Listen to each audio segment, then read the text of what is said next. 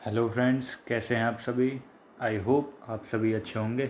तो चलिए शुरू करते हैं इस शानदार क्लास को।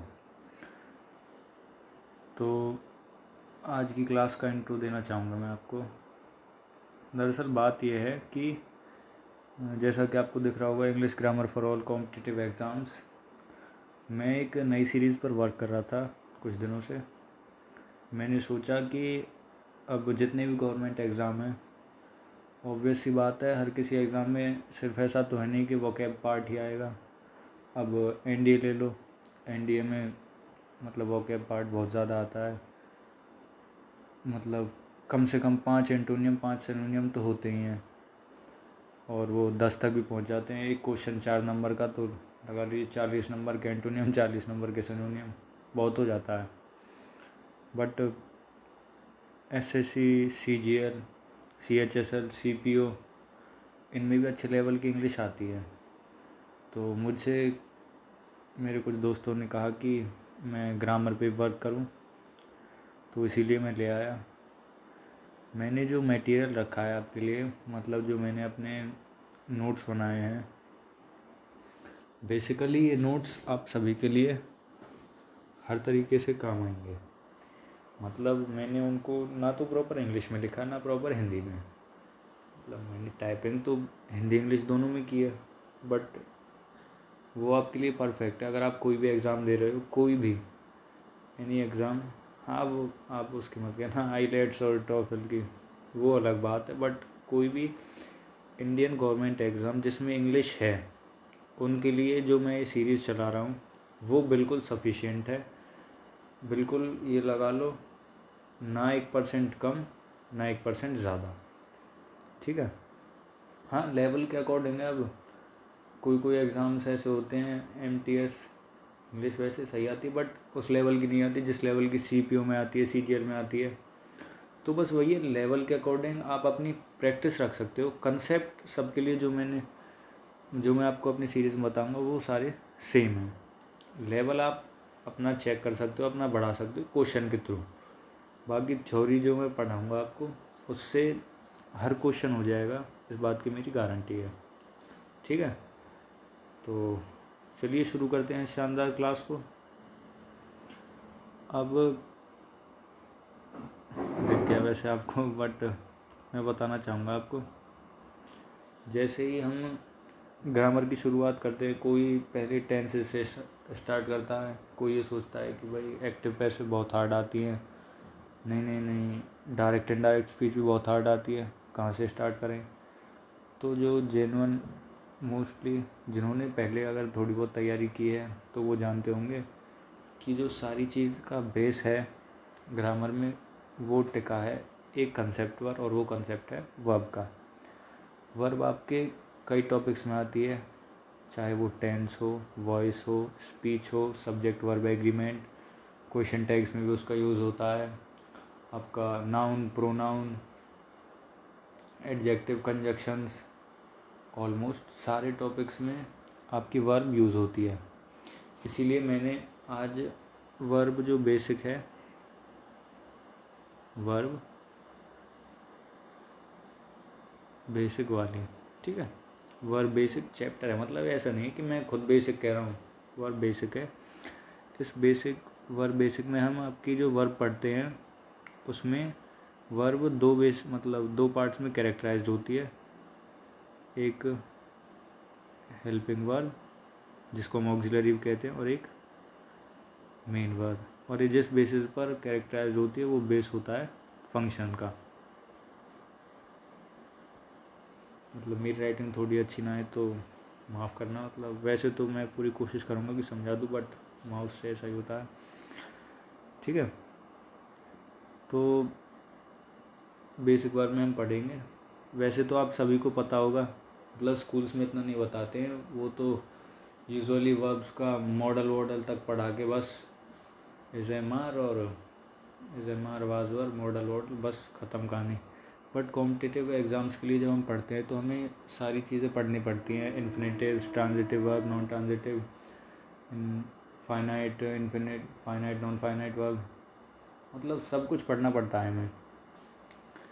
मैं आपको बस जस्ट बता देता हूँ जो मतलब ये ट्रांजिटिव वर्ब है, ये हम पढ़ेंगे वर्ब एडवांस में, ठीक है।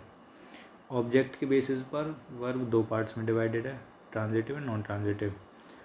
फिर दूसरी जो सब्जेक्ट टेंस के ऊपर जो बेस्ड होती हैं वो फाइनाइट वर्ब है, जो उनके अकॉर्डिंग चेंज हो जाती हैं, और जो चेंज नहीं होती हैं मतलब अपनी जैसी वैसी रहती हैं वो नॉन फाइनाइट वर्ब्स होती हैं। ये मैं आपको तब पढ़ाऊँगा जब मैं एडवांस वर्ब का चैप्टर पढ़ाऊँगा। आज जो मैं आपके लिए शुरू कर रहा हूँ वो है हमारा वर्ब बेसिक। जैसे कि मैंने आपको बताया कि वर्ब को हम फंक्शन के बेसिस पर दो पार्ट्स में डिवाइड करते हैं, एक है मेन वर्ब और एक है हमारा हेल्पिंग वर्ब, ठीक है। अब इसको हम हेल्पिंग वर्ब को हम ऑक्सिलरी वर्ब्स की कहते हैं। ऑक्सिलरी का मतलब यही है कि सहायक, ठीक है।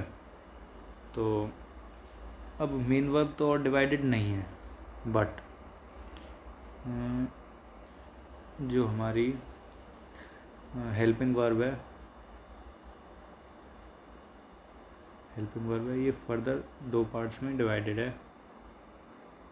कर लेता हूँ, दो पार्ट्स में डिवाइडेड है। एक मॉडल्स, ठीक है, दूसरा primary auxiliary verb.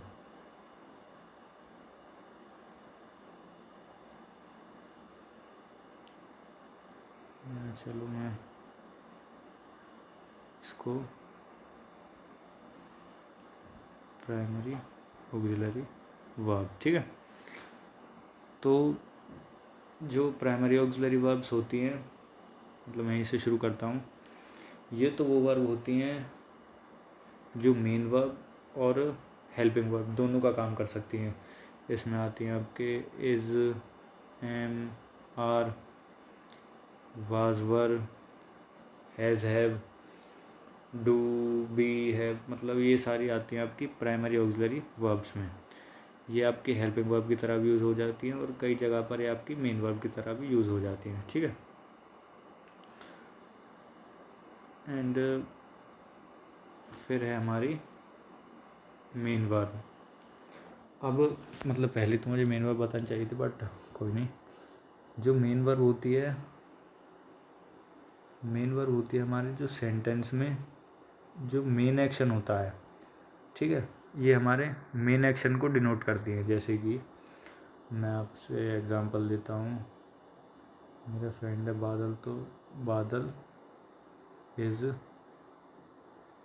Going to school, sorry यहाँ नहीं आएगा, स्कूल, ठीक है। तो बादल तो सब्जेक्ट है। अब ये दो वर्ब है हमारे पास, ये जो है ये है आपकी हेल्पिंग वर्ब और ये है मेन वर्ब। तो जो इस सेंटेंस में बादल स्कूल जा रहा है, इसमें मेन क्रिया क्या है, जो मेन वर्ब है वो क्या है, वो है जाना। तो इसे हम कहेंगे मेन वर्ब। अब इस वर्ब को सपोर्ट कौन कर रहा है, इज़। बादल गोइंग टू स्कूल सेंटेंस का मतलब परफेक्ट मीनिंग नहीं आएगा, तो इसके जो मीनिंग को परफेक्ट करने के लिए हम जो वर्ब यूज़ करते हैं वो है हमारी हेल्पिंग वर्ब, जो मैंने सेंटेंस में इज़ यूज़ की है, ठीक है। तो अब मैं अपने नोट्स की तरफ ले चलता हूँ आपको। वर्ब, हाईलाइटर यूज़ करता हूँ। वर्ब का कार्य, मतलब वर्ब क्या है, वर्ब कार्य का होना दर्शाता है, अतः वर्ब को डूइंग वर्ब भी कहते हैं। बेसिकली हम अगर बात करें तो वर्ब को हम कई तरीके से डिफ़ाइन कर सकते हैं। वर्ब एक्शन के बेस पर भी डिफ़ाइन है, पोजेशन के बेस पर भी डिफ़ाइन है, ऑर्डर के बेस पर भी डिफ़ाइन है, कॉजेटिव वर्ब, मतलब बहुत सारे बेसिस हैं। बट जो हम यूजुअली यूज़ करते हैं डिफ़ाइन करने के लिए कि किसी कार्य का होना दर्शाता है, उसी में सारी चीज़ें आ जाती है, तो मैंने उसी से डिफ़ाइन कर दिया। अतः वर्ब को डूइंग वर्क भी कहते हैं, ठीक है। वर्ग को दो वर्गों में बांटा गया है। अभी मत कहना प्लीज़ कि इतनी शुद्ध हिंदी क्यों रखी, क्योंकि हिंदी एक बार समझ आ सकती है, इंग्लिश में प्रॉब्लम होती है, लेकिन इसमें आपको प्रॉब्लम नहीं होगी, सॉरी, ठीक है। वर्ब को दो पार्ट्स में डिवाइड किया गया है, एक मेन वर्ब और एक हेल्पिंग वर्ब। अब मेन वर्ब क्या है? मेन वर्ब है हमारा, मेन वर्ब के अंतर्गत हम उन वर्ब्स को पढ़ते हैं जो वाक्य के मुख्य क्रिया के स्थान पर आते हैं। जैसे कि मैंने बताया था बादल इज़ गोइंग टू स्कूल, तो उसमें जो गोइंग है वो मुख्य क्रिया है। ही इज़ प्लेइंग फुटबॉल, तो जो मुख्य क्रिया क्या है कि वो खेल रहा है, प्लेइंग। ठीक है, इसी हिसाब से अब जो मतलब मेन वर्ब तो आपको पता चल गई कि जो मेन एक्टिविटी है उसको शो करती है। फिर दूसरा पार्ट है जिसमें डिवाइड किया हमने helping verb. Helping verb further divided है दो पार्ट्स में, एक प्राइमरी ऑक्सिलरी वर्ब्स और एक मॉडल्स। ठीक है, अब जो प्राइमरी ऑक्सिलरी वर्ब्स है जो सबसे ज़्यादा यूज़ होती है, आप जितनी भी इंग्लिश पढ़ोगे आप इस चीज़ को नोटिस करो खुद कि जो प्राइमरी ऑक्सिलरी वर्ब सबसे ज़्यादा यूज़ होती हैं वो हैं ये तीन, बी, डू, हैव, इसीलिए मैंने लिखा है। बाकी मैंने बताया आपको is, am, are, was, were, has, have, had, ये मतलब ये भी यूज़ हो जाती हैं हेल्पिंग वर्ब की तरह और मेन वर्ब की तरह। तो प्राइमरी ऑक्सिलरी वर्ब्स वही होती हैं जो हेल्पिंग वर्ब या मेन वर्ब दोनों का कार्य कर सकती हैं। ठीक है, जो हेल्पिंग वर्ब या मेन वर्ब दोनों का कार्य कर सकती हैं उन्हें हम प्राइमरी ऑक्सिलरी वर्ब्स कहते हैं। ये मैं आपको आगे दिखाऊंगा। अब है मॉडल्स। मॉडल्स आपने पढ़ा होगा बचपन में, can, could, will, would, shall, should.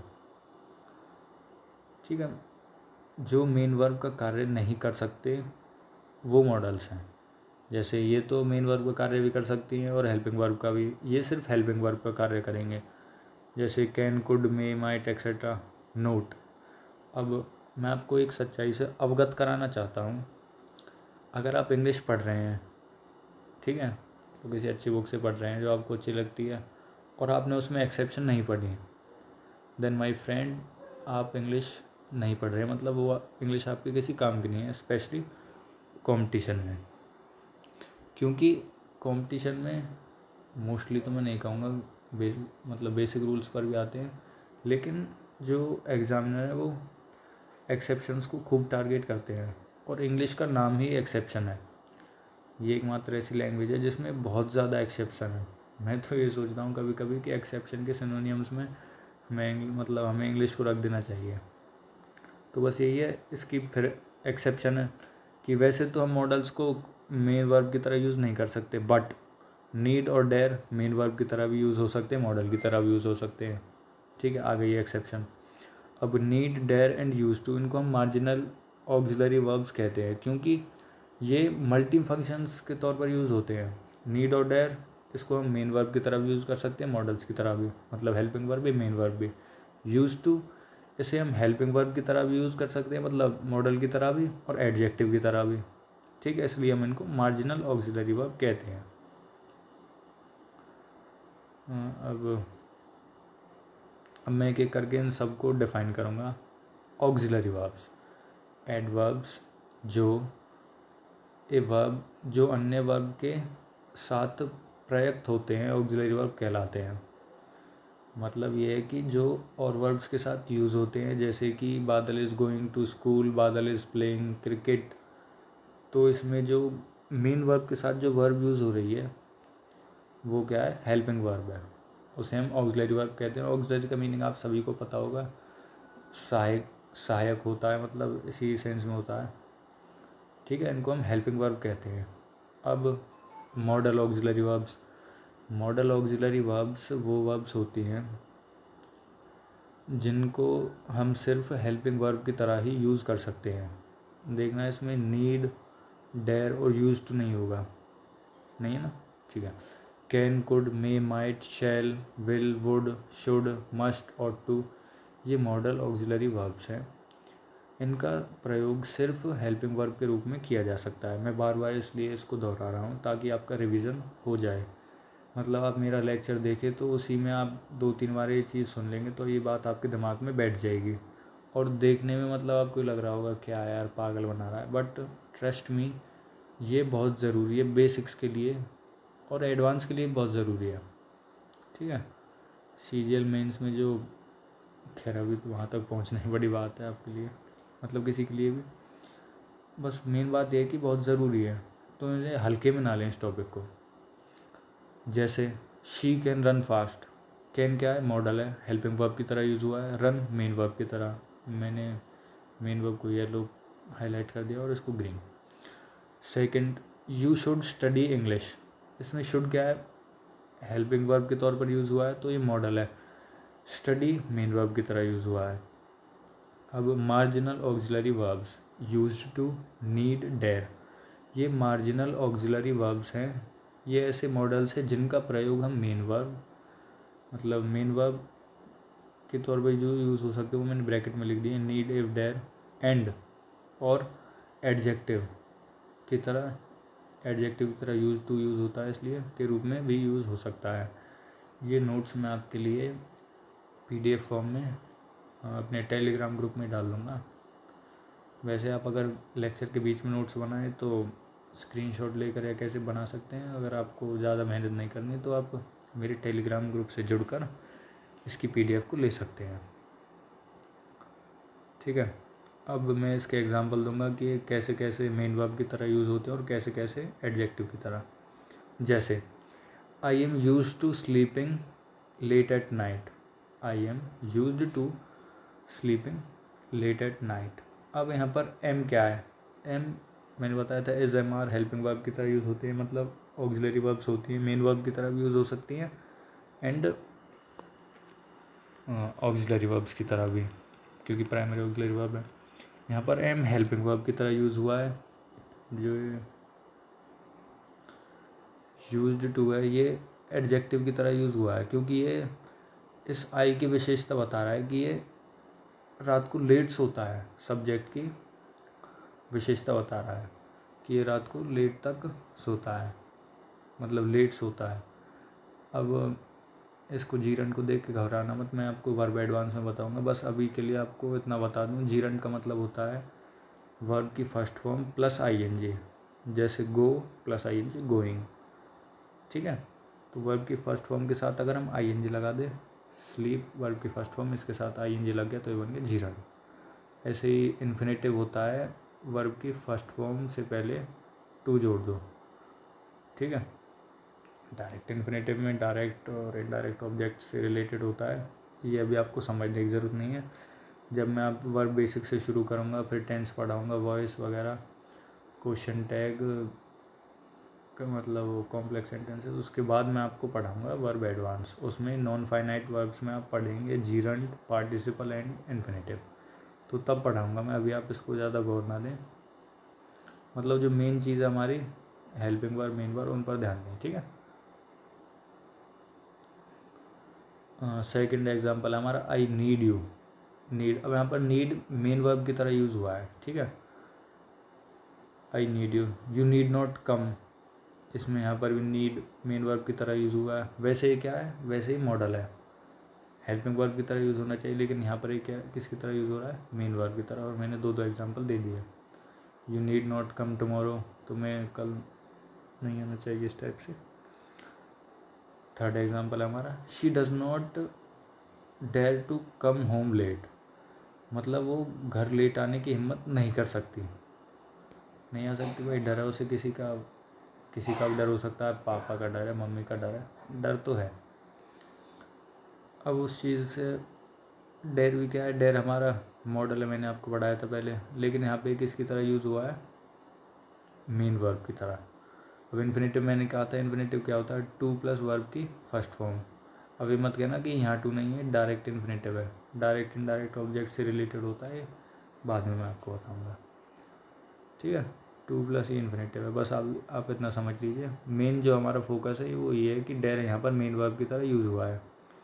अब दूसरे एग्जाम्पल में कि ये मॉडल इस चीज़ को प्रूव कर दिया, I dare not enter his room without his permission, I dare not enter his room without permission, मैं बिना इजाज़त के उसके रूम में नहीं घुस सकता, मतलब घुसने की हिम्मत नहीं कर सकता। डेयर का मीनिंग पता है यार आपको। ठीक है, तो इसमें डेयर किस वे में यूज़ हुआ है, हेल्पिंग वर्ब के वे में, ये डायरेक्ट इन्फिनेटिव है। तो मेन बात है ये हेल्पिंग वर्ब की तरह यूज़ भी हो सकता है और मेन वर्ब की तरह भी। ठीक है, तो अब यहाँ से जो बेसिक डेफिनेशन वगैरह है, जितने आपके समझने लायक जो चीज़ थी वो मैंने आपको बता दी। ठीक है, अब यहाँ से मैं आपके लिए रूल चालू कर रहा हूँ। रूल बताने शुरू कर रहा हूँ। ये जो मैं रूल पढ़ाऊँगा ये ऐसा नहीं है कि BBC की तरह पढ़ी होगी आपने 9th-10th में बुक BBC, तो मतलब जैसे अंधाधुंध धड़ाधड़ बहुत सारे रूल दे दिए हैं, बच्चे पढ़ नहीं रहे हैं रूल को। हालांकि ज़रूरी वो होते हैं, बट फिर भी समझ रहे हो आप, बहुत ज़्यादा रूल होते हैं। मैं आपको सिर्फ़ और सिर्फ वही रूल बताऊंगा। हालांकि ऑक्सिलरी वर्ब में तो 3 रूल हैं कुल, लेकिन मैं आपको जो रूल बताऊंगा वो इम्पोर्टेंट होंगे। अभी मैं आपको ऑक्सिलरी वर्ब के बताऊंगा, नेक्स्ट लेक्चर से मैं आपको मॉडल्स के रूल बताऊंगा। तो जो इम्पोर्टेंट जो क्वेश्चन जिनसे या तो क्वेश्चन बन सकते हैं या क्वेश्चन बन चुके हैं, उन रूल्स को ही बताऊंगा, ठीक है। तो हमारा पहला रूल है, मॉडल ऑक्सिलरी वर्ब्स का प्रयोग मेन वर्ब के रूप में नहीं होता। नॉर्मल सी बात मैंने बताया, आपको पहले ही बता दिया। इसका प्रयोग हेल्पिंग वर्ब के रूप में होता है। जैसे I can lift this box, यहाँ पर कैन किसकी तरह यूज़ हुआ है? हेल्पिंग वर्ब की तरह। लिफ्ट मेन वर्ब की तरह, और कैन क्या है? मॉडल है, ठीक है। मॉडल ऑक्सिलरी वर्ब्स कभी भी मेन वर्ब की तरह यूज़ नहीं हो सकते। नीड और डेयर एक्सेप्शन है, ठीक है। यूज टू भी यूज़ नहीं होगा, वो एडजेक्टिव की तरह यूज़ हो सकता है, ठीक है दोस्तों। सॉरी, बहुत he should work hard, should क्या है हमारा? हेल्पिंग वर्ब की तरह यूज़ हुआ है। Second rule, model auxiliary verbs, ये V1 है, सॉरी ये V2 है, ये V3 है। ये वर्ब के ING फॉर्म या SAES नहीं होते। मतलब जैसे कभी आपने देखा है कैनिंग या शुडिंग और माइटिंग, मतलब इनके ये फॉर्म नहीं होते वर्ब के, इनकी फॉर्म्स नहीं होती। बेसिकली वर्ब की 5 फॉर्म होती हैं, V1 V2 V3, ING form, फिर SAES फॉर्म। हालांकि हम कंपेयर 3 फॉर्म में करते हैं, फर्स्ट सेकंड थर्ड। फर्स्ट को प्रेजेंट टेंस बोलते हैं, सेकंड को पास्ट, और इसको परफेक्ट। मतलब ये आगे की चीज़ है, बस मैं आपको एक ओवरव्यू दे रहा हूँ। इनका ऐसा कोई सिस्टम नहीं है कि भाई कैन की ING फॉर्म है कैनिंग, ऐसा नहीं हो सकता। ये रूल है इसका। आपने कहीं भी पढ़ा होगा तो कैन ही रहेगा, शुड ही रहेगा, ये चेंज नहीं होगा। भले ही ऑब्जेक्ट प्लूरल हो, सिंगुलर हो, पास्ट में है, परफेक्ट में है, या किसी में भी है, कंटिन्यूस में है, बट कैन ही रहेगा, शुड ही रहेगा। जो ऑब्जेक्ट है, सॉरी, जो ये मॉडल्स हैं ये एक ही फॉर्म में रहेंगे जो इनकी मेन फॉर्म है, ठीक है। अर्थात इसके रूप में कोई परिवर्तन नहीं होता है, कोई भी परिवर्तन नहीं होगा। जैसे शी कैन हेल्प यू, ये आपकी मदद कर सकती है। You should understand your friends, तुम्हें अपने दोस्तों को समझना चाहिए, ये हो रहा है, ठीक है। तो ये वर्ब की फर्स्ट फॉर्म है, तब भी यहाँ पर कैन यूज़ हुआ। यहाँ पर वर्ब की सेकंड फॉर्म है तो शुड का शुड ही यूज़ हुआ है, ये चेंज नहीं हुआ। तो बस ये रूल नॉर्मल सा बहुत सिंपल रूल है कि जो मॉडल हैं, जो मॉडल ऑक्सिलरी वर्ब है, उनकी फॉर्म चेंज नहीं होगी, वो यही रहेंगी। लास्ट रूल, ये आप सब ने नोटिस किया ही होगा, अरे पता है आपको। ऑट तथा यूज्ड के बाद इन्फिनेटिव टू, मतलब इन्फिनेटिव ही है, ये इन्फिनेटिव की फॉर्म है कि टू प्लस वर्ब की फर्स्ट फॉर्म। तो ऑट तथा यूज्ड के बाद हम इन्फिनेटिव का प्रयोग करते हैं या होता है। जैसे we ought to respect our parents, ought to मतलब टू रेस्पेक्ट, टू यहाँ पर वर्ब की फर्स्ट फॉर्म। यहाँ पर he use to come late, to verb की फर्स्ट फॉर्म, यूज्ड के साथ, मतलब यूज्ड के बाद यूज़ हुआ है, ठीक है। तो मेन बात ये है, नॉर्मल सा रूल है, ऑट और यूज्ड के बाद हम इन्फिनेटिव का यूज़ करते हैं। We ought to respect our parents, हमें अपने पेरेंट्स की इज़्ज़त करनी चाहिए। He use to come late, मतलब वो नॉर्मली लेट ही आता है, ठीक है। तो आज मैंने आपका, मतलब अगर मैं आज ही उसके मॉडल ऑक्सिलरी वर्ब्स के रूल बताता तो ये लेक्चर काफ़ी लंबा हो जाता। मुझे वर्ब का इंट्रो भी देना था, सो होप यू अंडरस्टैंड। कल से, या मतलब जो नेक्स्ट क्लास होगी हमारी, उसमें हम पढ़ेंगे, उसमें हम आपके पढ़ेंगे जितने भी मॉडल्स मतलब जितने भी क्या, शायद मैं कैन से यूज शुरू करूँगा, कैन कोड से, और 2 मॉडल्स और लूँगा। मतलब पर्टिकुलरली एक एक बताऊँगा रूल, ज़्यादा रूल नहीं है। जैसे इनके दोनों के मिलाकर 7-5-6 रूल हो गए, इस हिसाब से रूल है। हर रूल के साथ मैं आपको एग्जांपल दूंगा किस हिसाब से यूज़ होगा। अब देखिए, मैं आपको नॉलेज दूंगा, बस आपको यूटिलाइज़ करना है उसे। ऐसा नहीं है कि मेरे लेक्चर देख लिए, भाई राहुल सर ने पढ़ा दिया और बस कहानी ख़त्म। आपको इनके प्रैक्टिस सेट्स लगाने हैं। आप किसी भी इंस्टीट्यूट की मॉक टेस्ट सीरीज़ खरीद सकते हैं, या कोई प्रीवियस ईयर पेपर लगा लीजिए अगर मॉक टेस्ट नहीं खरीदने आपको। तो बस यही है, मेहनत करिए। और सबसे बड़ी बात, कहते हैं practice makes a man perfect and continuity makes the practice perfect. ठीक है, तो हर चीज़ में कंटिन्यूटी होनी ज़रूरी है। अगर मैं, हालांकि मैंने 1-2 दिन लेट कर दिया क्योंकि मजबूरी थी, कंटेंट भी रेडी करना था मुझे। मैंने तो स्टार्टिंग तो मैंने सिर्फ वोकैब पार्ट के लिए की थी, बट अब आगे एक्सप्लोर कर दिया प्लान। तो बस यही है, मेहनत करना है और अपनी कंटिन्यूटी कभी नहीं रोकनी है। अगर आप एक दिन पढ़ोगे और बाकी दिन नहीं पढ़ोगे तो वो उसमें कोई फ़ायदा नहीं है। ठीक है, तो बस यही, मैं आपका ज़्यादा टाइम नहीं लूँगा, लेक्चर बहुत बड़ा हो जाएगा। So thank you very much. अगर आपको, सबसे पहले तो अगर आप नए हैं इस चैनल पर तो मेरा चैनल सब्सक्राइब कर दीजिए, सौरभ क्लासेस। बहुत ही जेन्युइन चैनल है, झूठ हम बोलते नहीं हैं, जो होता है वही है। तो बस जो आपके लिए ज़रूरी है, जितना हम कर सकते हैं वही है। जितना क्या, मैंने जो अपने नोट्स दिए हैं ये आपके लिए सफिशिएंट है। मैं इस चीज़ गारंटी ले सकता हूँ कि ये CGL तक के लिए सफिशिएंट है। ठीक है, अब वो बात अलग है, मैं छोटे छोटे लेक्चर बना के आपको दूंगा तो ये मत सोचना कि ये छोटे से ऐसे CGL कैसे हो जाएगा। ये रूल्स है, मैं आपको क्वेश्चन नहीं दे रहा हूँ, मैं आपको रूल्स दे रहा हूँ। ठीक है, उनको समझा रहा हूँ, दे रहा हूँ। अगर आपको लेक्चर पसंद आया है तो आप उसको लाइक कीजिए, मेरी वीडियो को शेयर कीजिए अपने दोस्तों को उनकी हेल्प के लिए, और जो चीज़ आपको अच्छी लगी उसको कमेंट कीजिए, जो चीज़ बुरी लगी उसको भी कमेंट कीजिए कि भाई राहुल सर आपकी ये चीज़ कमेंट है मुझे, हालांकि कमेंट सेक्शन किसी ने बताया मेरा एक्सेंट थोड़ा बोलने का हेजिटेशन की वजह से हो रहा था, बट आई एम हैप्पी कि मुझे पर्सनली कुछ लोगों ने बताया कि ऐसे ऐसी बात है, बस इस चीज़ को सुधार। किसी ने कहा था मुझे आवाज़ में क्यूटनेस ला, भाई आवाज़ वैसी है, क्यूटनेस तो नहीं आएगी, लेकिन हाँ सही है, मेरी तरफ से जितना बन पाएगा मैं करूँगा, अपने इम्प्रूवमेंट करूँगा। बस आप बताइए, अगर आपको लेक्चर पसंद आए, एक और बार कह रहा हूँ मैं, लाइक कीजिए, उस लेक्चर को शेयर कीजिए, कमेंट कीजिए, कोई सजेशन है या कोई कमी है या जो आपको अच्छा लगा उसको कमेंट कीजिए। और फिर भी अगर हमारे हार्डवर्क के बाद भी अगर आपको लेक्चर पसंद नहीं आया है, then you can dislike it.